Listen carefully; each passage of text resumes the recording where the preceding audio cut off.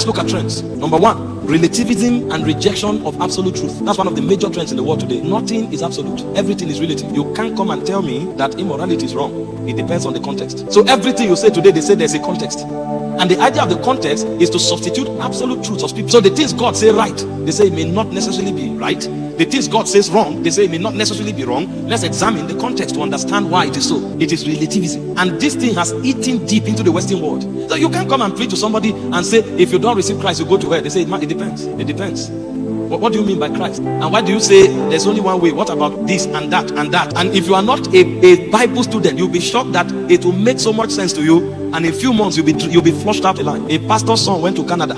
In 5 months, the guy was already doubting his faith. I'm not talking about a Christian, somebody who lived in the house of a pastor. To let you know the energy and the bombardment in the world out there. These are trends. Number two, materialism and consumerism. What is that? Value is in things. It's a trend in the world today. And this one eats even into the altar. They force you to think that your value is not in what God says. Your value is in what you have. So people are striving to drive the best of cars, not because they love the model. That's what makes them look relevant. Somebody dresses or wears a watch or wears a jewelry. He wants you to see it by all means. The guy is on the live stream teaching the word of God. He's doing his hand like this. He wants you to see his watch. That's when you will know that ministry is working. I'm not talking the word. And this is why many come under pressure and they compromise. We don't define things the way God defines them anymore. And the Bible told us clearly. It said a man's value, Luke 12:15, is not in the multitude of his possessions. A man's value is not in the multitude of his possession.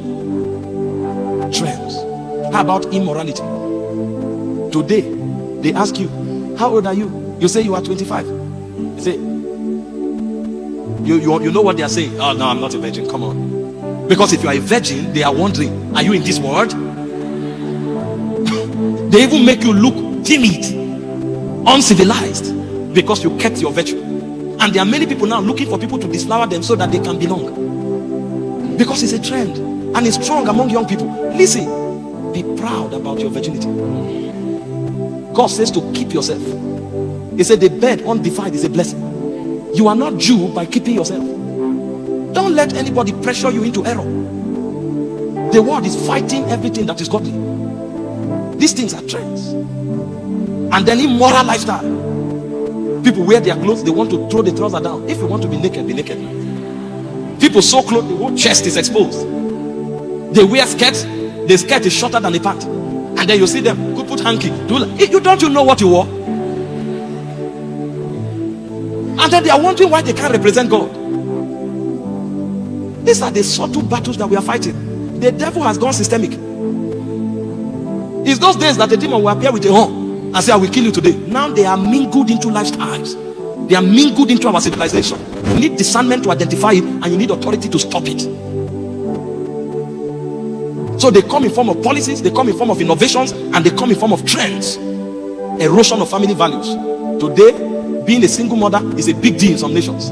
In fact, governments give allocation to people who are single parents. So many ladies don't want to get married. They want to have a single child. Because if you're a single parent, they put you on salary. But if you are married, you're on your own. You see the wickedness. I was in Europe and I saw that this was one of the ways of escaping poverty.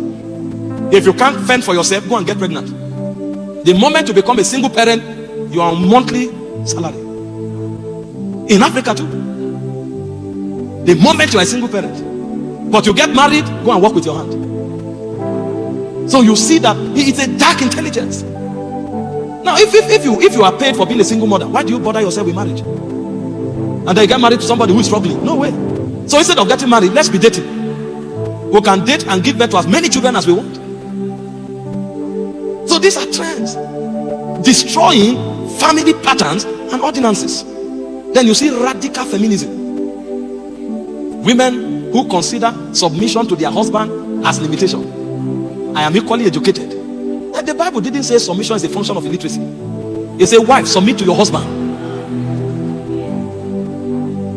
But it's a movement today where people are parading. And what they do is that they look for successful women and use them as ambassadors of feminism. Your husband can't be your head. Your husband can't lead you. Why not marry yourself? Nobody is saying submitting to your husband makes you less of a human. You are working on your job, you submit to your boss. Does that reduce your humanity? This is divine order. The word that can't define marriage is now defining to God what. And these are trends. So you see many ladies, when they get married, they call their friends to find out, what should I do so that my husband doesn't play with me? If you didn't trust him, why did you marry him? Me, I don't take nonsense. So I want it. They even summon a meeting in this house. This is how we are going to live. I just want you to know, because me, I don't take nonsense. Really. Clap for yourself. You are wise. This is what is destroying our world. Satan knows he's violating divine order. And finally, is normalization of violence. The world has become a jungle, and it is the strongest that is the right one. So from our politicians to our pastors to our leaders to everybody that has power, so long as you have enough authority, you are right. So you see, election is being hijacked. The moment he becomes president, he's right. You see somebody being bullied, so long as he's in the position of power, he is right.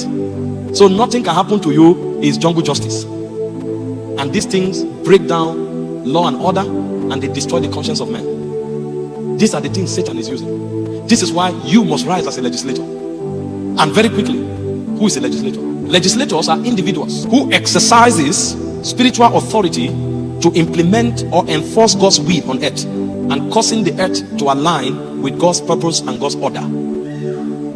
So it's not a title, it's a responsibility. When you are able, through spiritual authority, to enforce God's will on earth and causing the earth to align with God's order and God's purpose, you have become a legislator. You may not have been ordained by any church. This is not a church thing. This is a kingdom position that men grow into. So I'm not talking about ecclesiastical ordination. You can be ordained and not be a legislator, but you may not have ecclesiastical ordination, but you are yet a legislator. So long as you can wield spiritual authority and establish God's order, you have become a legislator. So legislators advocate for God's principles and God's ordinances wherever they find themselves.